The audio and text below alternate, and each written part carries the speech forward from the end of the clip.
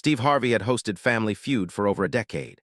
He had witnessed joy, heartbreak, laughter, and tears on that iconic stage more times than he could count.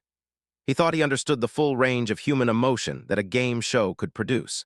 But nothing in his years of television experience could have prepared him for what was about to unfold on that Wednesday afternoon in April 2024. The studio lights were shining bright, the audience was buzzing with anticipation, and a family from rural Kentucky stood at their podium ready to compete. What nobody in that building knew, not the audience, not the crew, not even Steve himself, was that they were about to witness one of the most emotional family reunions in television history. A reunion that would leave Steve Harvey sobbing uncontrollably on national television, unable to compose himself for nearly 5 full minutes. If stories about family bonds, sacrifice, and emotional reunions touch your heart, make sure to hit that like button and subscribe to our channel right now. What happens next in this story will stay with you for a very long time. The Patterson family stood at their podium, 4 members strong, all wearing matching green shirts with the word family printed across the front. At the center of the group stood a 62-year-old woman named Eleanor Patterson.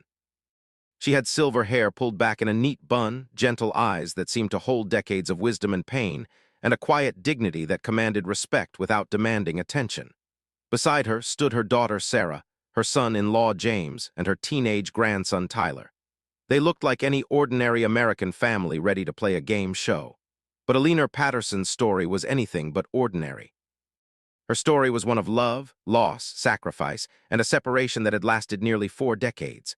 37 years ago, Eleanor was a young woman named Eleanor Chen, living in a small village in rural China. She had married her childhood sweetheart, a man named Wei Chen, when she was just 19 years old. They were poor but happy, working together on a small farm, dreaming of building a better life for themselves and the children they hoped to have. Within 2 years, Eleanor gave birth to twin girls, beautiful babies named Mei and Lin. The family was complete, and despite their modest circumstances, they had everything that mattered. They had each other, they had love, they had hope for the future, but tragedy struck when the twins were only 3 years old. Wei was killed in a farming accident, crushed beneath an overturned tractor on a rainy afternoon that changed everything. Eleanor was devastated. She was 24 years old, a widow with 2 small children, living in a village with no opportunities and no support system. Her own parents had passed away years earlier. Wei's family blamed her for the accident, claiming she had distracted him with demands for money. They refused to help her. She was completely alone with 2 toddlers to feed and no way to provide for them. Eleanor made the most difficult decision of her life. She heard about opportunities in America, about families looking to adopt Chinese children, about a chance for her daughters to have the life she could never give them. It broke her heart into a million pieces, but she convinced herself it was the only way. She placed Mei and Lin in an orphanage with a letter explaining that she loved them more than life itself, that she was giving them up not because she didn't want them, but because she wanted everything for them. She begged whoever adopted them to tell them about their mother, to show them her letter, to let them know they were loved. Then Eleanor walked away from the orphanage and collapsed on the road outside, crying until she had no tears left. The twins were adopted by 2 different American families. Mei went to a couple in California who renamed her Sarah. Lin went to a family in Texas who renamed her Rebecca. The sisters were separated at 3 years old and had no memory of each other or of the mother who had loved them enough to let them go. Eleanor spent years trying to find out what had happened to her daughters, but the adoption records were sealed. She had no money for lawyers, no connections, no way to navigate a system designed to protect the privacy of adoptive families. All she had was a photo of her twin girls, taken the day before she left them at the orphanage, and a hole in her heart that never healed. Eleanor eventually made it to America herself, sponsored by a church group that helped Chinese immigrants. She settled in Kentucky, learned English, worked multiple jobs, and saved every penny she could. She married a kind American man named Robert Patterson who knew about her past and loved her anyway. Robert helped Eleanor continue searching for her daughters, spending weekends at the library researching adoption records, writing letters to agencies, following every lead no matter how slim. But years passed with no success. Robert died of a heart attack when Eleanor was 55, leaving her a widow for the second time. By then, Eleanor had almost given up hope of ever finding Mei and Lin. What Eleanor didn't know was that both of her daughters had grown up wondering about their birth mother. Sarah, the daughter who had been Mei, had always felt like something was missing. Her adoptive parents were wonderful people who loved her deeply, but Sarah couldn't shake the feeling that there was a piece of her story she didn't know. When she was 32 years old, Sarah decided to search for her biological family. She took a DNA test through an ancestry website, hoping to find some connection to her past. The results changed her life. Not only did the test reveal her Chinese heritage, but it also showed a close genetic match with another woman in the database. A woman named Rebecca who lived in Texas. A woman who was, impossibly, miraculously, her twin sister. Sarah and Rebecca connected and shared their stories. Both had been adopted from the same orphanage in China. Both had been told they had no siblings. Both had spent their lives feeling incomplete. When they finally met in person, the connection was immediate and overwhelming. They looked alike, they laughed alike, they even had the same nervous habit of twisting their hair when they were anxious. But the biggest discovery was yet to come. Among the documents Rebecca's adoptive parents had saved was a letter written in Chinese that had come with her from the orphanage. A letter from their birth mother. A letter that explained everything. The sisters had the letter translated. They read about their father Wei, who had died in an accident. They read about their mother Eleanor, who had given them up because she had no other way to give them a good life. They read about how much she loved them, how she had never stopped thinking about them, how she prayed every night that they were happy and healthy and knew they were wanted. The letter ended with their mother's full name and the village where she had lived. It was enough information to start searching. Sarah and Rebecca hired an investigator who, after months of work, discovered something remarkable. Eleanor Chen had immigrated to America. She had married a man named Robert Patterson. She had settled in a small town in Kentucky, and she was still alive. The sisters debated how to approach their mother. They didn't want to shock her. They didn't want to upset her life. They weren't sure if she even wanted to be found. Rebecca suggested writing a letter first, giving Eleanor time to process the news before meeting in person. But Sarah had a different idea. She had seen her mother's Family Feud application online, submitted through the show's website by Eleanor's grandson Tyler, who wanted to surprise his grandmother with a fun family outing. Sarah realized this was an opportunity they might never get again. She contacted the Family Feud producers and told them the whole story. The producers were moved beyond words and agreed to help arrange a surprise reunion on the show. Eleanor arrived at the studio with Sarah, James, and Tyler, having no idea that her Sarah was actually her biological daughter, Mei, or that another surprise was waiting backstage. Eleanor thought Sarah was simply her daughter-in-law's cousin who had joined the family for the show. The truth had been carefully concealed, with everyone in on the secret except Eleanor herself. The game began normally. Steve asked the family's questions, cracked his signature jokes, and kept the energy high. Eleanor was having a wonderful time, laughing more than she had laughed in years, grateful for this adventure with people she loved. The Patterson family won the main game and qualified for fast money. But before they could play the bonus round, Steve called for a pause in taping. He said there was something special that needed to happen, a moment that went beyond the game itself. Eleanor looked confused but smiled politely, assuming it was some kind of promotional segment. Steve walked over to her and took her hands gently. His expression was serious but kind. "Eleanor," he said, "before we continue, there's someone who needs to speak with you, someone who has been looking for you for a very long time." Sarah stepped forward, tears already streaming down her face. She had been waiting for this moment for over 2 years, ever since the DNA test had revealed the truth about her origins. "Mama," she said in Mandarin, using the Chinese word for mother. "It's me. It's Mei." "Your daughter?" Eleanor's face went completely white. She stared at Sarah, not comprehending, not believing what she was hearing. "That's not possible," Eleanor whispered. "Mei is gone. I gave her away 37 years ago."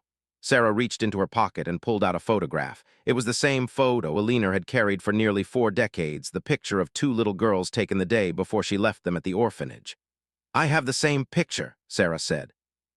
"The orphanage gave it to my adoptive parents. Mama, I found you. I finally found you." Eleanor collapsed. Her knees simply gave out beneath her, and she would have fallen to the floor if Steve and James hadn't caught her. The sobs that came from her were not the sounds of ordinary crying. They were the sounds of 37 years of grief, guilt, and desperate hope finally being released. She grabbed Sarah and held onto her like she was afraid she might disappear. "My baby," she kept saying in Mandarin. "Baby girl, you came back to me. You came back." Sarah held her mother just as tightly, crying just as hard, feeling the connection that had been severed when she was 3 years old finally being restored. But the surprises weren't over. Steve gently touched Eleanor's shoulder and pointed toward the side of the stage. "Eleanor, there's someone else here to see you." Rebecca walked out from behind the curtain, also crying, also holding a copy of the same photograph. "Mama," she said, "I'm Lin. I'm here too." Eleanor's cry echoed through the studio. She reached for Rebecca with one arm while still holding Sarah with the other, pulling both of her daughters into an embrace that seemed to transcend time itself. The audience was weeping openly. Production assistants were crying. Camera operators had to wipe their eyes to keep filming. Steve Harvey stood off to the side, tears streaming down his face, making no attempt to maintain his composure. For several minutes, nobody spoke. The three women just held each other, 37 years of separation ending in a single embrace on a game show stage. Eleanor kept touching her daughters' faces, their hair, their hands, as if trying to convince herself they were real.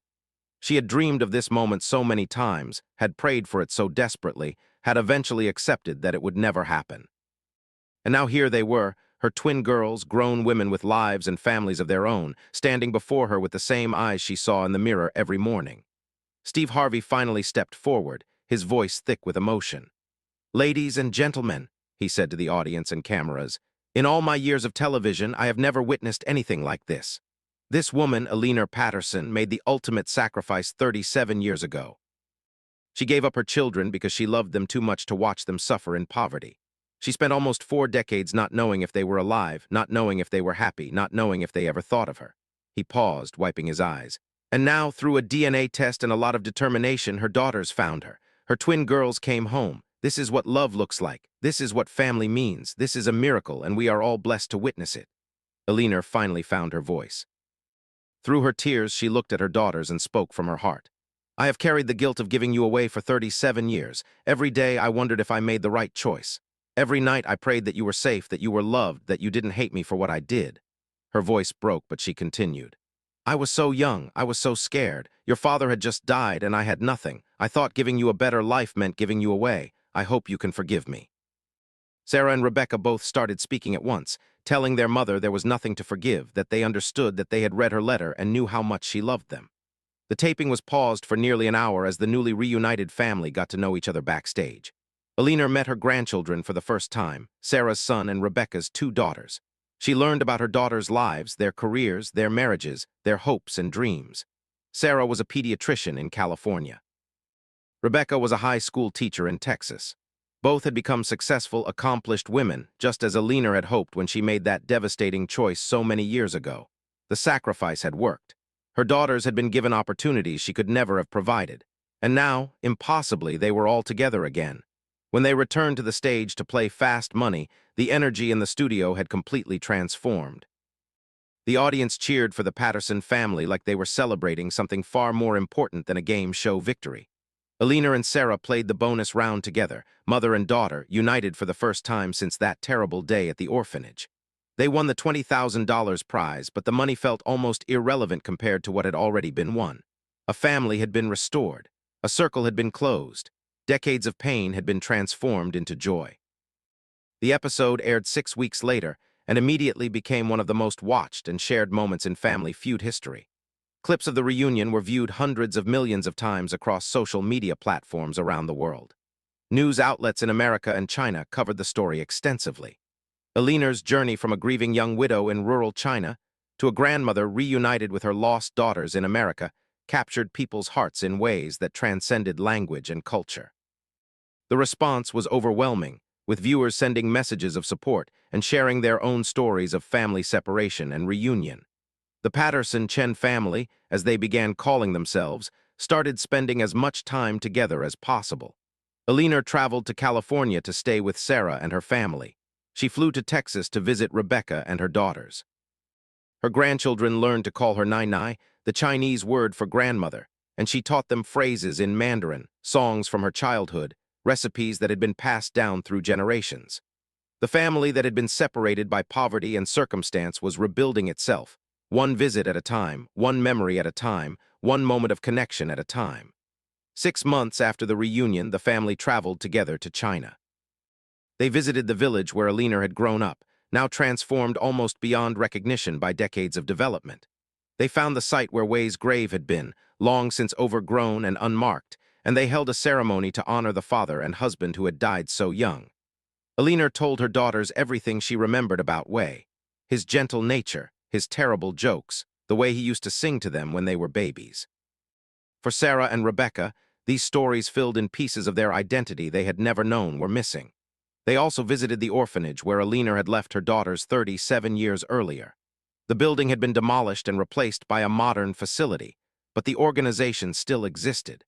Eleanor met with the director and thanked them for taking care of her girls, for ensuring they found loving families, for keeping the letter that eventually led to their reunion.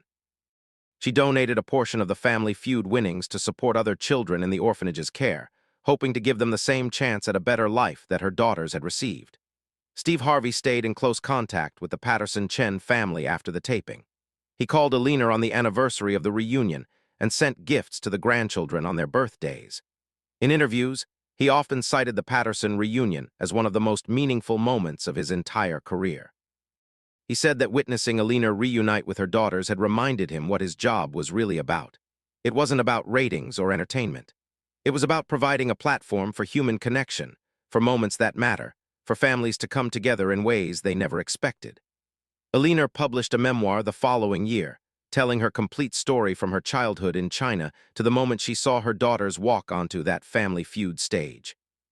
The book was titled 37 Years, A Mother's Journey Home, and it became an international bestseller, translated into over 20 languages. Eleanor donated all proceeds to organizations that help separated families reunite, including groups that assist international adoptees searching for their biological relatives. She wanted her pain to mean something. She wanted other families to have the ending she had been blessed to receive. 2 years after the reunion, Eleanor's health began to decline. She was diagnosed with pancreatic cancer, the same disease that had taken her second husband, Robert.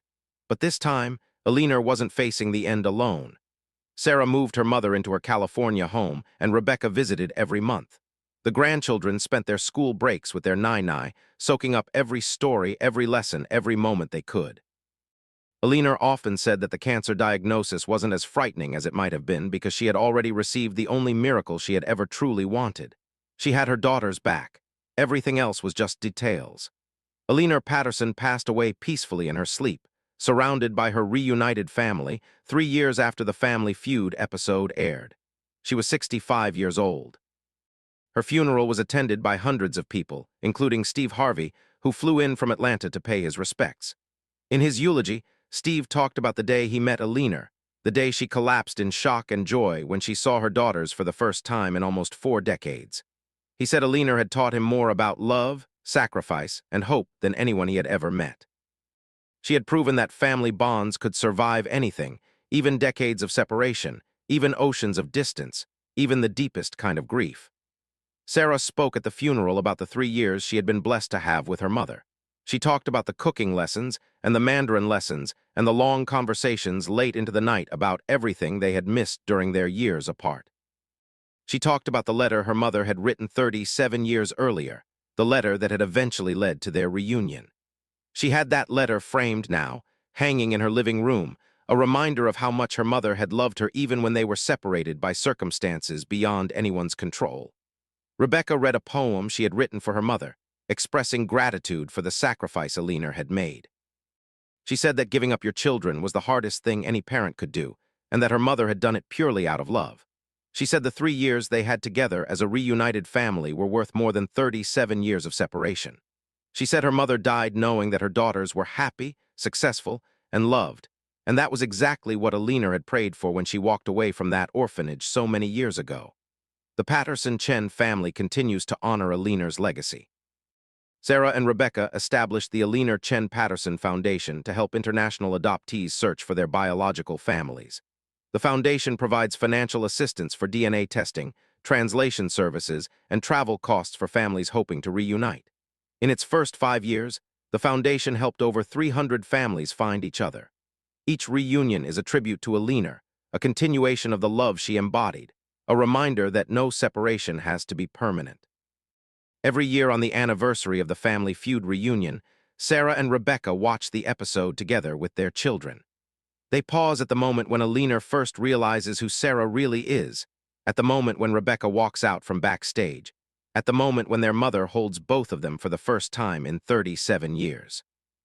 The grandchildren have watched it so many times they know every word by heart, but they never get tired of seeing their nai-nai's face transform from confusion to shock to overwhelming joy. That moment, captured on television and preserved forever, is the greatest gift Eleanor could have left them.